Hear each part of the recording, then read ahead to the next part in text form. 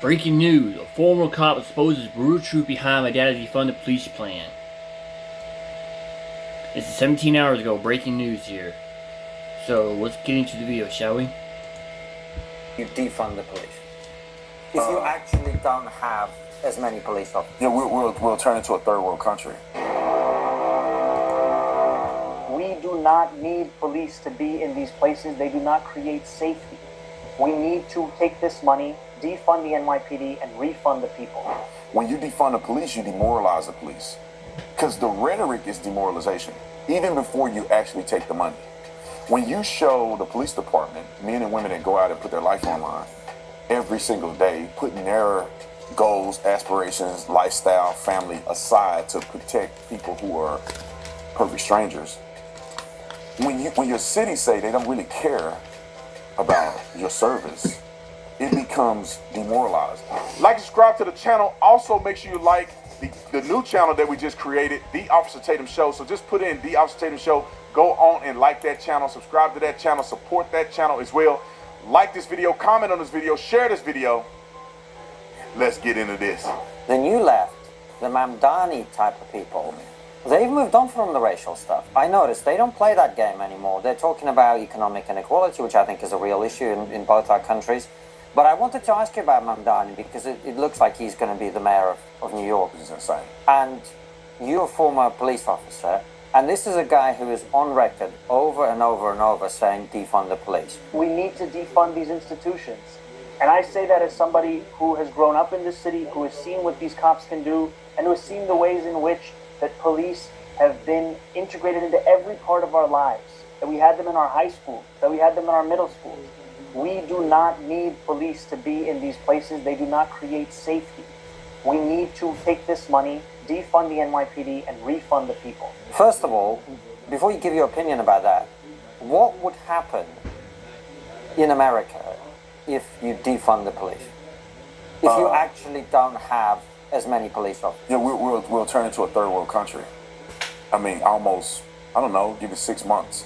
If you, let's talk about defunding the police, because the politicians say things that are not real. Like, they use defunding. There's two sides of it. There's the rhetoric of defunding the police, and there's actually defunding the police.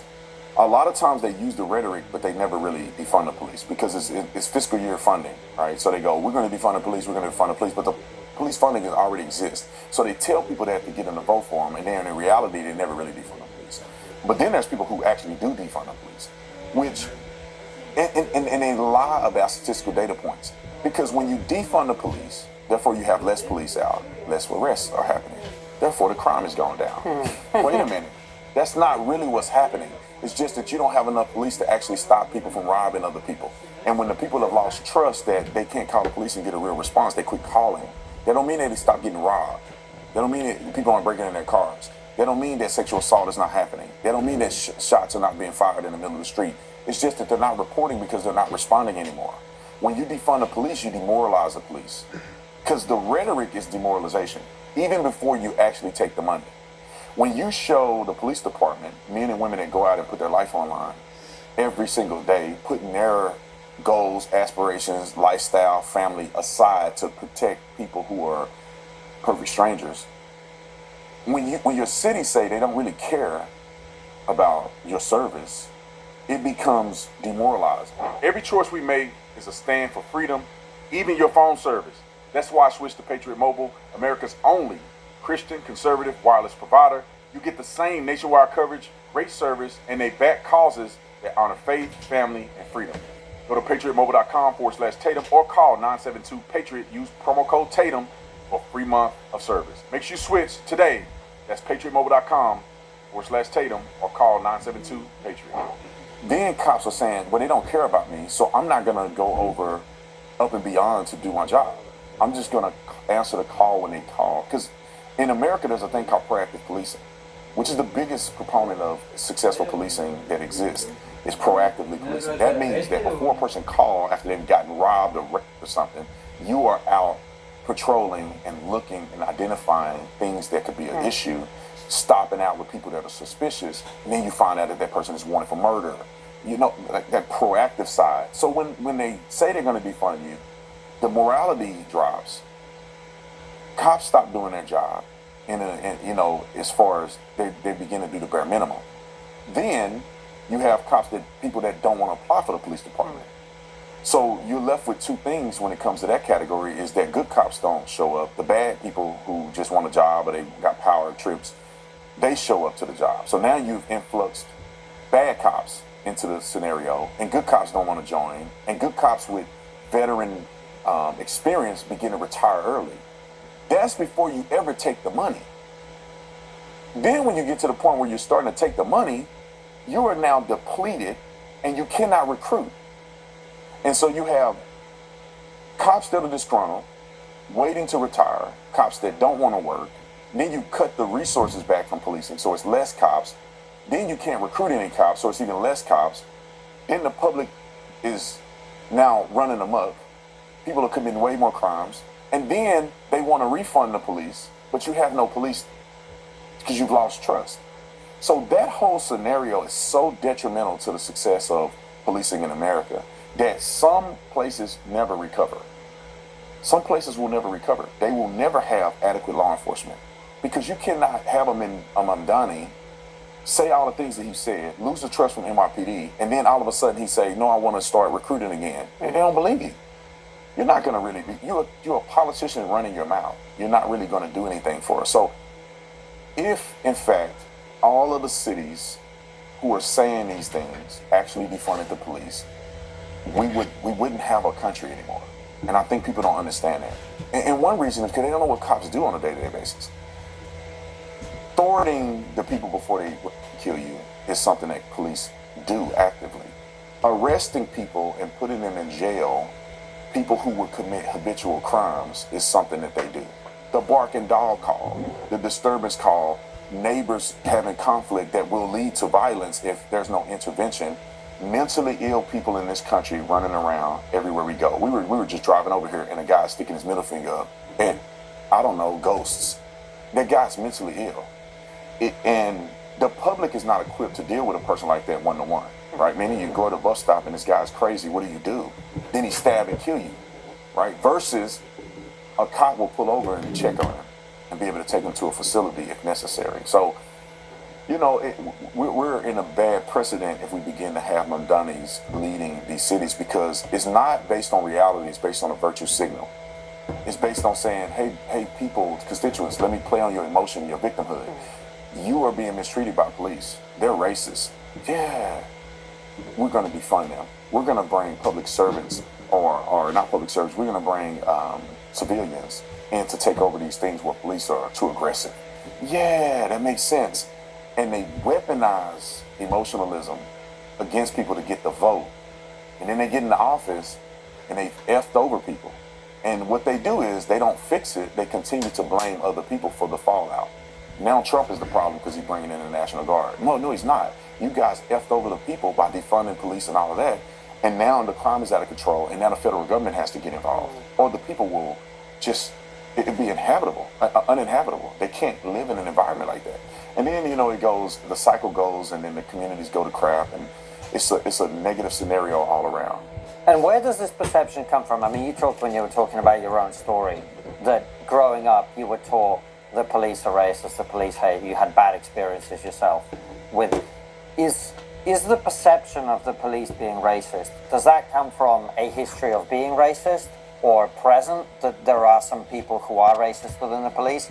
Is it more of a myth? Like, where do you come down on that? It's a multitude of things. There are situations where people experience real racism from police officers, right? And then you have the dynamic of white cops patrolling black communities. And there's a dynamic of racism that has occurred previously. And there's also a dynamic of people being racially insensitive. Meaning, if you don't live in a community, you don't know community norm. And therefore conflict happens between people and there's miscommunication, right? A cop enforces the law, but they don't understand that, like for instance, black people have cultural differences, and just like any other culture. And if you don't understand the cultural difference, you're insensitive to the cultural difference, and people will see that as an affront versus seeing it as we're just different. So a cop may be heavy-handed on a scenario that in the community is not as big of a deal. like loud demeanor. Like black people are loud, not all, but it's a thing, right? Black people talk loud. They are more, I don't know, I want to say flamboyant to a certain degree. They're more, I won't say aggressive. It comes across as more aggressive, but black people in the community don't see it as aggressive, right? Loud talking, loud music. Some people are sagging their pants, and in the community it's not as a big of a deal. But when you're a cop and you never lived in the community, now you see that, oh, that's a threat. And the miscommunication has happened over time. The cultural dynamic and miscommunication has happened over time. And people pass that trauma down through policing when policing have changed a lot, right? It's no longer police are enforcing segregation laws. But my grandmother still feel the effects of segregation laws. And grandmother passed it down to your dad. And your dad passed it down to your son. But policing have changed. There's no Jim Crow laws anymore. Policing have become a lot more dynamic. There's a lot more accountability. So some of it is coming from a history of racism, in part, and a history of a dynamic of racial clash without understanding. And the white man is the enforcer, the black man is on the other side of it. And I think some of those things matriculate down in a way that it shouldn't have. I wish that people would mold with society and have open communication, but it doesn't occur like that. So my people in my community telling me to hate police come from something that I've never experienced, and that's not even real in my time. And I now see the world through a lens of somebody else's trauma that I don't really have a real experience with. So now when I see a cop that pulled me over, I'm looking through the lens of my grandmother, great-grandmother. And I'm like, oh, they're pulling me over because I'm black, right? Because this is what they do. When in reality, that's not what they do anymore. This is not a reality. But I have made it a reality, which creates hate in my heart for cops. And then if it's unchecked, you begin to teach your kids the same scenario. And then all it takes for politicians and the media is to weaponize the emotional experience. This is the thing I was going to ask you about, man, because I remember I was completely apolitical. I was coming to the US, and it must have been 2014 when Michael Brown was shot. Yep. And I was staying with friends of mine who were black. And they were talking about it on social media all the time, on Facebook. I see it every day. So I was like, let me read up on it. So I spent, I think, a whole week. I didn't have that good a job at the time. I had lots of spare time reading the transcript of the grand jury thing, right? And I was like, and I kind of realized, like, I what the media was saying and what actually happened according to all the evidence were two very different things. And then case after case after case. And look, obviously George Floyd was such a huge explosion in our country as well as yours. And to this day, I don't know what happened, right? But what I do know everyone thinks happened, it was a racist incident. Right. No one has ever explained to me what the evidence of that is. Now, maybe there is evidence of that. I don't know. But I haven't heard it. There's no evidence of it. It's the same traumatic experience passed down, the lenses of racism applied, media manipulation for views, clicks, and pushing propaganda. Michael Brown, see, this is how I became very important in the space, because cops can't talk about this stuff, but I could talk about it. So as a cop, You mean white cops can't? white cops can talk about it, which is like the majority of cops. Well, the majority of cops, the majority of the country. When you go to the South, there's way more black cops. I mean, 50% of the Georgia Police Department is black. So, in the South where most black people live, but the majority of the country is white. So, as a cop, when you listen to the story and it says, Michael Brown had hands up, don't shoot, and was executed in the middle of the street. The cop walked up to him in a black neighborhood and shot him in the head. Now, the media wants to push the narrative because you know how crazy that sounds? You know how many people are going to be mad, uproar, clicks, watching. They want to see what's going on. They manipulated that. As a cop, you're like, that don't seem reasonable. A white cop in a black neighborhood has a young man with his hands up in front of everybody and walk over and shoots him in the head and executes him. That didn't happen, right? And so a person like me is like, man, let me look into this a little more. But people who are low information, people who are susceptible to media manipulation, they jump hook, line, and sinker. Some of the witnesses on the scene said had his hands up and he was shot. I said, no, let me look into this real quick. And then when you go to look at it methodically, you go, yeah, he pretty much did a strong arm robbery situation at a store. The cop didn't know it, but he goes off. He's walking in the middle of the street, him and another guy. Cop tell him, please get out the street. The other guy gets out the street. He's on the sidewalk. Michael Brown said he wasn't going to do it. He's 6'5" or 6'3", 300-pound kid. The cop don't know that he's 17, 18. That's like a grown man. And he's defiant. So then as we know the scenario, he tries to take the cop's gun. There was the shot fired. He charges the cop shoots him. Barack Obama and his DOJ did a full investigation, and before the investigation was completed, Barack Obama and his DOJ went to Michael Brown's funeral. Now, as a cop, we know that it didn't happen that way. But why is the president doing this? He's virtue signaling. The DOJ did a conclusive investigation that the police officer acted appropriately and according to policy and was cleared. Not only locally, state, but the federal government. Barack Obama never recanted, never said anything about it. But the images in the minds of black people who has this generational trauma that's been passed down see that Barack Obama went to the funeral of this young black man. God is my witness. You can go to probably 40, 50% of black people today and they still think Michael Brown didn't do it. They still think he had his hands up. On the news, they said, remember they had I don't know if you guys remember this, in America, they had a moment of silence where people in the news media had their hands up for Michael Brown. It never happened. And this has happened time and time again. I write it in my book, Beating Black and Blue. I went through every shooting and methodically explained exactly what happened in the manipulation. Eric Garner, who's the guy in New York, I can't breathe, that's where that started. I said, because as a cop, you know protocol, you know use of force policy, you know the force continuum and all this other stuff that you know as a cop. As soon as I saw it, I said, no, the cop is going to be cleared. This guy had been arrested 47 times already. He was clearly combatant. And they didn't try to kill him. They talked to him, they tried to use soft control, and they escalated the use of force policy, which is, according to the policy, they did everything within policy. This guy happened to be a big guy, out of shape, he had a heart attack and died. They tried to render aid, everything. I'm like, they're going to be cleared. But the media don't care about that. They won't interview a police officer and say, hey, what you think about this? They run with a narrative to get everybody worked up. That's why I became really popular in 2020. I went from 400,000 subscribers to 1.2 million in 1 month, because I was one of the only people who could have a voice that was the voice of reason in all these police shootings, because I can articulate very clearly the policies that I'm saying in the law, and I put it all together.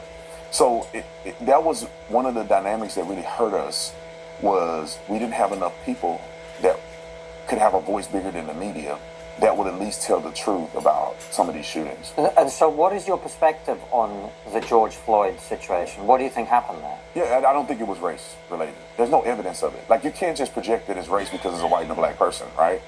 If you look at the fullness of, well, first of all, let me start with this. Derek Chauvin is a nut.